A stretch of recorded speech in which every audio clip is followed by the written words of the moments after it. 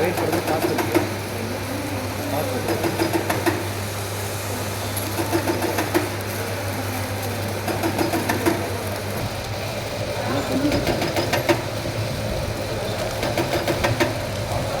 okay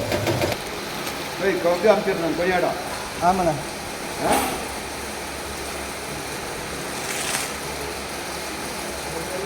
camera okay வரலாம்